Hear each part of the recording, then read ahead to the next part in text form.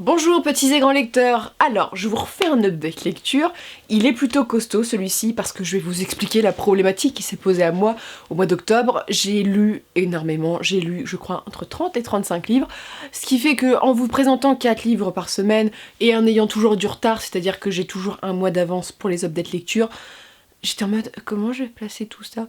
Voilà, donc là je suis presque à filmer les vidéos en fait pour l'année prochaine, donc on n'est pas dans... faut que je fasse des plus gros updates. Alors ça va être plus long que d'habitude, je m'en excuse, je vais aller vite sur certains livres parce que j'ai pas grand chose à dire, mais voilà, trop de lecture tue le update lecture et on commence tout de suite. Alors un livre qui vous rappellera Robin des Bois, que vous avez sûrement lu par extrait au collège.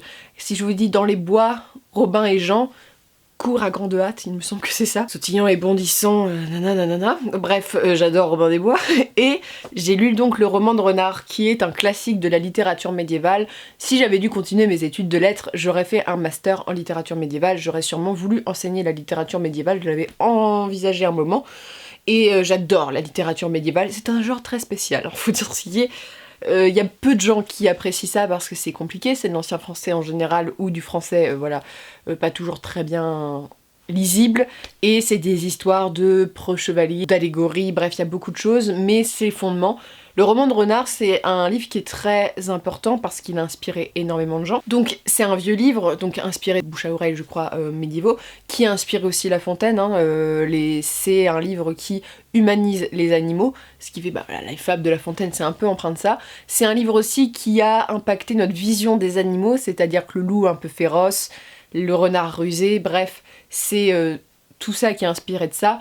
J'avais lu des extraits, il me semble même que je l'avais déjà lu en fait, quand je l'ai relu, j'ai fait... Tu l'as déjà lu ce livre? Donc, de quoi ça parle? C'est l'histoire de Renard. Renard est un petit saligo, c'est-à-dire que c'est un petit rusé, c'est le neveu d'Isengrin. Et Renard, bah, il a eu la bonne idée de coucher avec la femme d'Isengrin. Alors ça, on te le dit pas en 6ème, hein. Mais en fait c'est ça, il est allé voir dans la grotte d'Isengrin ce qui se passait. Isengrin était pas très content qu'il ait pris sa femme. Et Renard, il a fait beaucoup de petites cochonneries, pas sexuelles forcément, mais à d'autres personnes, donc... Notamment ça va jusqu'au meurtre, hein, le mec est pas non plus hyper clean sur lui. Et donc tous les débuts du livre, c'est tous les petits méfaits. Donc c'est des ruses. Il y a la célèbre ruse où Renard est dans le puits, il appelle Isengrin qui passe au hasard, et en fait il arrive à piéger Isengrin par la parole, par les actes, et c'est donc Isengrin qui se retrouve au fin fond du puits. Bref, c'est des astuces de ruse, donc ça c'est la première partie, et la deuxième partie c'est le procès. Et je sais que c'est un procès assez célèbre, il juge les actes de Renard, donc moi qui ai fait des études de droit, c'est sympa de voir comment il met en place la plaidoirie. C'est un très bon récit. Celui-ci, c'est pas une version qui a été édulcorée pour les enfants, c'est-à-dire que t'as beaucoup de mots qui... À la lecture, tu les reconnais, mais c'est vrai que c'est un peu long de devoir déchiffrer à chaque fois les mots. Il y a beaucoup de personnages, mais ça donne un peu cette touche médiévale que j'aime beaucoup. Bref, si vous êtes amateur de littérature médiévale, ce qui m'étonne, mais ne le dites-le, parce que on peut faire une team amateur de littérature médiévale, ça peut être cool, bah allez-y parce que ça c'est un classique. En parlant d'autres classiques, j'ai lu un prix littéraire. Le jour où ça a été annoncé, je l'ai acheté le jour où ça a été annoncé, et en fait, c'est la première fois que ça m'arrive, faut dire ça, et je l'ai acheté parce qu'en fait j'ai déjà lu des livres de cet auteur et que j'adore cet auteur, que je l'aime d'un amour profond, et le genre qu'il écrit, je n'en lis pas assez mais c'est quelque chose que j'adore. J'ai découvert ma passion pour la nature il y a maintenant 3-4 ans. Je suis née à la campagne, mais en fait je me rendais pas compte que la nature était aussi essentielle dans ma vie. On s'en rend compte quand tu pars à Paris, voilà. Et donc les voyages, tout ça, j'adore ça, tu vois. Et je supporte plus de rester enfermée, ce qui pendant l'adolescence ne me dérangeait pas du tout. Et donc il y a un homme qui fait du nature writing en France, c'est Sylvain Tesson. Sylvain Tesson a gagné le prix Renaudot avec donc La Panthère des Neiges, et j'avais lu Dans les forêts de Sibérie, qui est un coup de cœur, un livre que j'adore, un mec qui part en Sibérie s'isoler pendant 6 mois et qui observe la nature, et je peux vous dire que tu t'es transporté par le récit, t'as l'impression d'être dans la cabane avec lui, et ça fait un bien fou, et c'est une expérience que je voudrais tester une fois dans ma vie, tu vois, peut-être pas partir 6 mois, mais être partir 1 mois et du genre ne voir personne. Être dans ta bulle, voir là, c'est magnifique. Et oula, la solitaire repart, mais je trouve que c'est une expérience magique. Et donc là j'ai lu La Panthère des Neiges, donc Gallimard. Alors là je peux vous dire que je l'ai payé 18 €, mais je touche le papier, hein, parce que 18 balles pour 150, 160 pages, mais bon, Gallimard c'est la qualité, c'est le chic, c'est... Regardez, j'ai 2 livres de Gallimard dans ma bibliothèque. Voilà, j'aime beaucoup Gallimard, même si les livres vieillissent très mal, c'est quand même une assurance de qualité, on ne publie pas n'importe qui chez Gallimard, c'est les prochains grands noms de demain. Donc c'est bien de s'en intéresser aussi. De quoi ça parle, La Panthère des Neiges? Alors c'est un récit de voyage où tu suis Sylvain Tesson qui fait la rencontre d'un photographe très connu qui est à la recherche de la Panthère des Neiges. La Panthère des Neiges, elle a été déclarée disparue il y a très longtemps, elle se trouve au Tibet et le mec lui dit: je suis sûr, je l'ai déjà vue, je vais t'emmener la voir, on va chasser la panthère, mais pas la tuer, hein, mais du genre, ils vont la traquer avec une équipe. Et donc c'est le récit qui parle de la traque, de l'attente, du froid. Alors, ça se passe au Tibet, en pleine montagne. C'est magique, alors t'as l'impression d'être dans le froid polaire avec eux. Sylvain Tesson décrit tout ce qu'a provoqué en fait cette chasse, accompagné, tout le respect qu'il a pour cet homme qui a dédié sa vie à photographier des animaux. T'as plein de choses sur les animaux, bref. Si t'aimes la nature, c'est un véritable délice. C'est tellement bien écrit. Alors là, la plume, les tournures de phrases, les références. J'avais déjà remarqué ça dans les forêts de Sibérie, que c'était quelque chose, quoi. Quand tu le lis, tu fais putain, le mec il en a sous le poing. Et c'est pas ennuyant, c'est pas lourd, c'est léger. Bref, c'est une déclaration d'amour à Sylvain Tesson pour son écriture parce que là, le prix Renaudot, il l'a mérité. Je suis très très heureuse qu'un auteur l'a eu. Quand Murakami aura le prix Nobel de littérature, je serai comblée, voilà. Mais je suis contente que ça soit lui qui ait eu ça, tu vois, que d'autres dans les listes. Et le prix Goncourt, j'ai vu ce qui était sorti, je ne le lirai pas parce que c'est un récit qui est extrêmement triste, je crois que c'est sur le deuil et j'ai pas envie de chialer pendant tout le roman. Mais je suis très contente qu'un auteur comme lui soit primé dans un prix littéraire aussi renommé. Et sachez que on m'a toujours rappelé ces dernières années que le prix Renaudot, maintenant, était plus juge de la qualité que du prix Goncourt. Voilà. Et je tenais à vous le dire, je vous fais une chronique comme ça vite fait, je vais pas vous parler de la métaphysique dans les Panthères des Neiges, mais c'est un récit de voyage, quoi. Si vous aimez ça, vous allez trouver une plume brillante, un univers extrêmement réaliste et la sensation de froid pendant toute la lecture. Je vous le conseille énormément. Ensuite, je vais vous parler d'un roman, je vous en ai déjà parlé de cette autrice, parce que j'aime beaucoup ce qu'elle fait, parce que je trouve ça hyper intéressant, et j'avais déjà lu Femme de dictateur d'elle, Diane Ducré c'est une femme. Donc il s'agit des derniers jours des dictateurs, Passion dictateur, ouais. C'est donc les derniers jours des dictateurs. Alors c'est un livre qui fait le constat que les dictatures sont encore très présentes, même un peu en Europe, hein, on va pas citer des noms, mais il y a quand même certains régimes un peu, voilà. Et quand on se plaint en France de vivre sous une dictature, t'as envie de dire mon gars, ouvre un peu les yeux, parce que il y en a encore beaucoup dans le monde, ce qu'on subit en France n'a rien à voir avec ce que les gens ont subi là. Donc tu passes d'Hitler à Staline, Mussolini, à des dictateurs un peu moins connus, donc africains. T'as d'autres dictateurs comme Pol Pot, je vous cite les noms parce que je les ai pas retenus. Il y a des dictateurs, c'était pas Ben Laden, mais comment il s'appelle, Kadhafi, il y en avait un autre... Saddam Hussein, voilà, bref. C'est les conditions dans lesquelles ils ont été tués, assassinés, disparus, suicidés, avec un constat, en fait, moi j'étais assez choquée parce que, après je l'ai pas vécu la période de la guerre, hein, sachez-le, mais ça m'avait choquée avec Mussolini, il me semble. Donc ils sont morts, ils ont été tués, et en fait leurs cadavres ont été souillés, mais de manière... Je ne vais même pas en parler, par le peuple et des choses. J'étais en train de me dire... C'est des gens affreux, mais c'est un cadavre, quoi, il est mort. Il y a eu des sévices sexuels quand même sur le cadavre. Hein. Voilà, tu vois, donc on est allé là et je me dis, la cruauté des hommes, elle est certes présente chez ces dictateurs, mais les gens sont pas vraiment... sont horribles aussi, tu vois, j'ai fait un moment, c'est un peu dégueulasse, quoi. Et c'est intéressant parce que ça te rappelle les contextes historiques, la manière dont ils sont morts, bref, ça te refait un peu un rappel, et je trouve ça intéressant parce que, bah, sachez-le, Hitler n'a pas été tué, Hitler s'est suicidé, donc ça change beaucoup aussi de choses à la manière dont on veut voir l'histoire. Voilà, c'est intéressant. Je vous conseille, Diane Ducré, c'est une journaliste exceptionnelle, et donc Emmanuel Etch est avec elle. C'est des journalistes exceptionnels, donc là-dedans vous allez avoir forcément des choses véritables. Mais voilà, on replace un peu ce qu'est la dictature, et je trouve ça important de lire des choses là-dessus parce que faudrait pas retomber dedans, et surtout ouvrir les yeux sur le fait qu'on a toujours plus malheureux que chez soi, et il faudrait pas l'oublier parce que la France, je critique pas mon pays, hein, je l'aime, hein, mais on a tendance à se victimiser pour beaucoup de choses et à ouvrir les yeux un peu chez nos voisins et on se dire qu'on n'est pas si mal que ça, que ce soit au niveau régime protecteur, tout ça. il y a quand même pire chez les autres, donc il faudrait arrêter d'être un peu auto-centré sur les choses. Mais très bon livre que je vous conseille, et si vous aimez l'histoire, en plus, si vous êtes au lycée, tout, ça peut... La dictature, c'est quand même assez présent, je crois, dans les programmes, donc allez-y, ça va vous remettre un petit coup de remémorisation là-dedans. Bon, là, on passe à des trucs plus fantasy, on arrête la connerie, et le deuxième livre, c'est All Light de Scott Singler chez Lumen. Alors, j'ai lu il y a très longtemps. Comment il s'appelle le premier tome? J'ai pas mes lunettes, je ne vois rien. Je ne sais plus comment il s'appelle. Le livre, c'est la série The Generation. Mais Alive, voilà, c'était ça. Alors, Alive, ça parlait de quoi? C'était quelque chose d'assez original. C'est l'histoire de jeunes gens qui se réveillent dans des sarcophages. Alors moi déjà, j'ai dit l'Égypte, point 1, j'aime trop. Il y en a une qui se réveille, elle essaye de libérer les autres. Et ils sont un peu dans un labyrinthe sous terre, dans un monde assez étrange, et ils doivent s'échapper parce que les adultes essayent de récupérer leur corps. Et donc au fur et à mesure de la lecture, tu te rends compte qu'ils étaient dans les sarcophages pour un peu être conservés et mourir pour donner leur corps à des adultes. C'est un récit qui a un peu de science-fiction, légèrement, ce qui fait que c'est fantasy, science-fiction, pas trop poussé. Alors, celui-ci, qu'est-ce que j'en ai pensé? Donc le premier tome se passe, t'apprends beaucoup de choses, je vais pas vous dire spoiler, mais le personnage principal et la chef du groupe est une femme qu'on suit, qui est très, très intelligente dans le sens où c'est un personnage assez exceptionnel en fait pour la young adulte parce qu'elle est meurtrière, elle a beaucoup de sang-froid, la mort, donner la mort, c'est pas forcément quelque chose qui la gêne, et il y a une question là-dessus.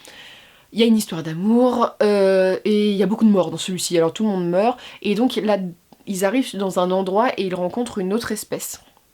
Voilà, qui est humanoïde mais pas vraiment, et donc ça parle beaucoup de colonisation en fait. C'est un livre qui parle de colonisation, de guerre de territoire, et c'est toujours ce côté un peu fantasy, il y a des castes aussi, il y a beaucoup de choses.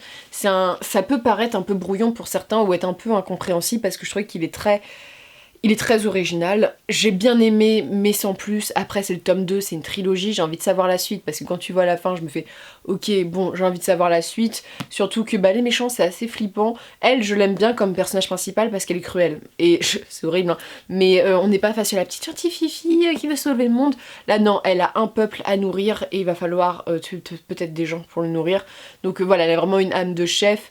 Et j'aime beaucoup, franchement j'aime beaucoup. Le début j'ai eu du mal à me remettre dedans en fait, c'est surtout pour ça que le livre j'en garde un... Parce que ça faisait peut-être 2-3 ans que j'avais lu le premier, j'étais en mode ah oui c'était ça, donc ça va, l'auteur il remet ça, mais il m'a bien fallu 100 pages pour que je rentre dans le récit et après ça s'est lu comme un petit lait quoi.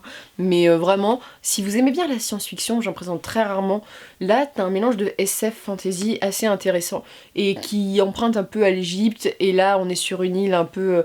luxuriante qui cache des choses un peu secrètes, un peu de Égypte Lost bizarre, bref tu vois c'est assez confus, mais je vous le conseille quand même. Et je vous présente 2 séries. Est-ce que je vous parle de la problématique en dernier? Oui, là je vais vous présenter la fin d'une saga que j'ai adorée et qui posait problème, mais j'ai surtout adoré. Au-delà des ombres, donc c'est la série des assassins de Brett Weeks, qui est un auteur extrêmement célèbre. Je vais lire son autre série, je ne sais plus comment elle s'appelle, mais c'est une autre série en 4 tomes cette fois-ci. Donc ça parlait de quoi cette série? Ça parlait d'un garçon qui vivait dans le Dédale et avec son meilleur ami et sa meilleure amie, ses enfants pauvres. Il va être engagé, oui, en clair il y a un chasseur de primes assassin qui va le prendre sous son aile, je vais pas vous raconter l'histoire mais c'est horrible. Son meilleur ami au fil du temps devient prostitué parce que sachez qu'il y a du viol d'enfants dans le récit, hein, on part sur des bases assez sombres, et sa meilleure amie est défigurée. Je vous avais dit que j'adorais cette histoire parce que Kilar c'est un personnage extrêmement touchant et on l'apprécie, l'histoire est très bien construite, ça parle d'assassinat, Kilar il a aussi des liens avec le prince du royaume, bref. Et là-dedans, alors dans le 3e, j'étais tiraillée parce que, alors Kilar, une des grosses préoccupations de ce personnage c'est aussi de mettre son petit oiseau là où je pense, tu vois, il a envie de connaître une femme, et une femme en particulier, il est amoureux, sauf que celle-là, elle est pas très décidée à lui donner, et c'est très compliqué. C'est une relation, histoire d'amour très triste, vous allez sortir les mouchoirs. L'auteur prend pas des pincettes pour ça, et tu suis donc un personnage, t'as Kilar, le prince, et la jeune fille, le prince... La jeune fille que le prince avait... Oula! Et tu suis la jeune fille que le prince avait épousée, qui était supposément morte. Et en fait, elle va finir dans le lit, elle va devenir la femme de du méchant, d'un des méchants, oui, du fils du méchant, bref, du méchant. Et tu vois, elle a un peu le cul entre deux chaises, et le méchant, en fait, il est horrible, hein, il tue des gens, mais en même temps, bah avec elle, ça va, il est sympa, il l'aime, donc t'es en mode... Je sais pas trop quoi penser de ce méchant, tu vois, mais c'est un univers qui est super, j'ai pas envie de vous en parler plus au niveau de l'histoire, parce qu'il faut laisser découvrir, mais... Franchement, ça c'est de la qualité en fantasy, c'est en 3 tomes, ça se lit très bien, il y a des assassinats, il y a plein de personnages, ça pose les jalons pour la suite. Parce que je pense que la suite, en fait, vu la fin, c'est la suite de ça. Et j'ai envie de la lire pour ça, parce que je me dis ça va être les petits personnages, les jeunes qui vont reprendre le relais. Alors là-dedans, il y a quelqu'un qui revient, et j'étais en mode... Il est de retour. J'étais... La grosse fangirl, bon, bref. J'ai pleuré, j'ai ri parce qu'il y a des moments c'est assez drôle. T'as de la tension tout le temps et les personnages tu t'y attaches. C'est vraiment une force du récit, c'est que t'as envie de les prendre dans tes bras. Et Kilar, c'est vrai que tu t'y attaches vraiment au bout. Et tu fais mon pauvre, tu as tellement subi. Voilà. Donc je vous le conseille et sortez les mouchoirs quand même. Et vous me dites-moi si vous l'avez déjà lu ou si vous comptez la lire, mais c'est vraiment une série assassin magnifique. Je dirais qu'elle est aussi bonne que l'Assassin Royal de Robin Hobb. Après, c'est Robin Hobb, l'Assassin Royal, ça reste quand même assez jeunesse, je trouve. Là, non, on est sur des choses un peu cradouilles quand même, parfois, et je vous la conseille pour ça. Et enfin, je vais parler d'un livre que j'ai aimé, mais j'ai des choses à dire. Voilà. J'ai été vénère, je l'ai dit sur Instagram. Après, je suis pas très objective sur ce sujet. Donc, La main de l'empereur de Olivier Gay. Alors, sachez que je suis une grosse douille parce que... je me suis rendu compte, quand même, aux 3/4 du récit, en me disant c'est bizarre, le nom du personnage qualificatif, je l'ai déjà lu dans Les Épées de Glace. Mais en fait, Les Épées de Glace que j'ai lu, le premier tome, bah c'est la suite. Donc je suis en mode ah, ça me spoil un peu le livre. Donc je sais que le personnage principal va finir comme ça, tu vois. Tu suis donc un gladiateur qui gagne tous ses matchs, ses combats quoi, et une... c'est pas une noble, mais une femme qui a énormément d'argent, qui est mariée à un mec très puissant dans la cité, une cité assez chaude, et donc elle va coucher avec ce gladiateur. Alors le début, t'es en mode ouh là là, qu'est-ce qu'elle fait la dame là? C'est un peu bizarre d'alpaguer les gens comme ça. Mais ouais, donc c'est un peu précipité le début, c'est ça qui m'a un peu gêné au début, parce que tu dis ok d'accord, le début est assez rapide. Ils vont avoir un enfant, sauf qu'elle peut pas, parce que son mari était parti, donc il voulait lui expliquer que elle est blonde, il est blond, et que le gamin est brun, tu vois, je fais... Where is the problem là-dedans? Donc, elle confie l'enfant au gladiateur, mais le gladiateur, il peut pas s'en occuper, donc il la confie à son ami prostitué. Le gamin grandit sans savoir qui sont ses parents jusqu'au jour où le mari se rend bien compte de la douille. Voilà, il va s'en rendre compte, vous allez découvrir pourquoi. Et donc il fait tuer sa femme, il donne la tête à son fils, oh super. Et il force son fils et son père, donc le fils et le père, à combattre à mort. Donc le père, il se sacrifie, il va pas tuer son gamin. Et donc Rick, il est là, il fait « J'ai perdu mes parents ». Super, en fait ma mère c'était pas ma mère. Et il s'engage dans l'armée pour aller combattre dans le sud alors c'est un livre aussi sur la colonisation, sur le racisme, il y a quelque chose sur le cannibalisme qu'on a beaucoup prêté aux Africains dans les anciens temps, et qui était totalement faux en fait. Et là ça parle aussi de ça, donc ça c'était assez brillant. Je trouve que la façon dont on a traité en fait le colonialisme est très bien, et donc Rick, on va le manipuler. Et il va tuer tout ce qui bouge, en fait, tous les ennemis, donc les gens qui étaient déjà présents sur le continent, pour qui ça va être une boucherie. Alors, j'ai beaucoup aimé le récit, parce que déjà les épées de glace, l'univers, je trouve ça bien. C'est totalement différent parce que les épées de glace dans le froid, là t'es plutôt dans une jungle, tout ça. Voilà, comme je vous ai dit, l'image du colonialisme, j'ai beaucoup aimé parce que ça s'inspire quand même de choses réelles, et ça remet en cause aussi notre point de vue d'Européens, tout centré, c'est nous les coupables, il faudrait pas l'oublier. Donc ça, c'est ça aussi. La seule chose qui m'a gênée, c'est la romance, comme d'habitude, parce que Rick, il est quand même beau gosse, et donc il y a une femme qui tombe très amoureuse de lui, et une courtisane. Et pourquoi ça m'a posé problème, c'est que la première femme qui l'a vu, la première chose que Rick dit, c'est qu'elle est potelée, donc qu'elle ne fait pas de sport et qu'elle n'est pas attirante. J'étais en mode, bon, déjà l'image de la femme en a pris, la grossophobie, merci, super. Et en fait ça m'a gênée, pas parce que, mais c'est parce que c'était déjà présent dans les épées de glace. Et je me dis, le mec il fait une fixation là-dessus sur le poids, en quoi ça te gêne, tu vois. Et la courtisane bombasse, bah c'est forcément elle qui finit avec le personnage principal. Et je fais, on est en 2019, ça serait quand même bien de arrêter de stigmatiser le corps des femmes. Je suis vénère, je suis désolée. Mais derrière votre écran, même si vous êtes un homme, vous aimerez pas qu'on vous dise, qu'une femme vous dise, il est un peu potelé, donc ça veut dire qu'il fait pas de sport et il a aucune chance avec moi, tu vois. Je suis en mode, d'accord, bon, j'ai lu le livre, j'espère que ça va changer, mais en fait, je sais, parce que j'ai lu les épées de glace, que ça ne changera pas. Donc, je suis un peu vénère, voilà. Et je vais le lire, mais ça m'énerve, quoi, d'avoir ce point de vue. Alors, c'est peut-être pas voulu par l'auteur, voilà. C'est peut-être moi qui psychote, c'est sûrement moi qui psychote. Mais je suis en mode, faudrait peut-être arrêter avec ça, voilà. Puis parler aussi d'arrêter de présenter, alors déjà les personnages féminins ils sont pas très présents, ils guerroient pas trop, en plus c'est elle est un peu féministe celle qui est potelée, t'es en mode t'as pris une image des gens qui manifestent, du genre t'as pris un cliché, l'idée vraiment tu vois, j'ai fait ok, et déjà qu'elles sont pas très combatives, pas très présentes, et en plus tu les stigmatises, tu fais ok. Tu vois, ça me ferait rire d'avoir la même chose avec le point de vue d'un homme, tu vois. Je fais là, les gens écriraient au haro, tu vois. Je vais lire la suite, hein, parce que j'ai envie de connaître la suite, et puis parce que Rick, je l'aime bien, tu vois, même si c'est un gros misogyne quand même, un peu parfois. Mais voilà, le boucher, je l'aime encore plus dans les épées de glace. Alors là, je l'aime bien, mais il fait un peu le kéké quand même au début. Mais j'aime bien l'univers aussi, c'est juste cette tâche de fin.